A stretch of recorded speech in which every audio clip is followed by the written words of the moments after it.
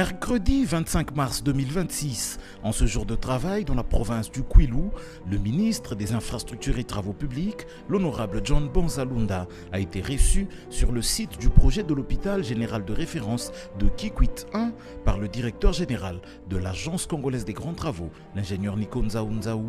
Au moyen d'un présentoir comportant 6 cadrans et avec l'assistance de la direction provinciale du Grand Bandundu, le directeur général a succinctement présenté les 5 projets en cours de réalisation dans le Kwilu, à savoir les travaux des routes Idiofa, Bachamba-Kakobola, Petit Kasai Bulungu, ceux du stade d'Idiofa et ceux de l'hôpital général de référence de Kikwit 1 où la délégation se trouvait.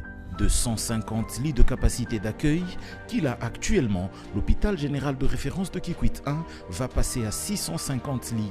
C'est quasiment le double de la capacité d'accueil de la clinique Ngaliema de Kinshasa. Sur ces 11 bâtiments existants qui seront tous réhabilités, le projet de réhabilitation et de modernisation de ce centre hospitalier, grâce à un financement du programme sino-congolais, a ajouté 17 nouveaux bâtiments, dont 13 sont déjà en cours d'exécution. Cette capacité accrue permettra l'ajout de 25 nouveaux services. Le projet dotera également l'hôpital d'une fourniture autonome en eau et en électricité.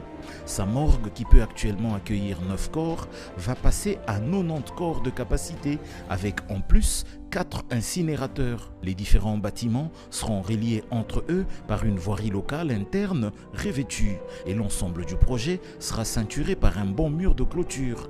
2100 mètres de voies d'accès à l'hôpital seront construites. Il s'agit des avenues Sankuru, Lukengo ainsi que la voie qui longe le cimetière de la cathédrale.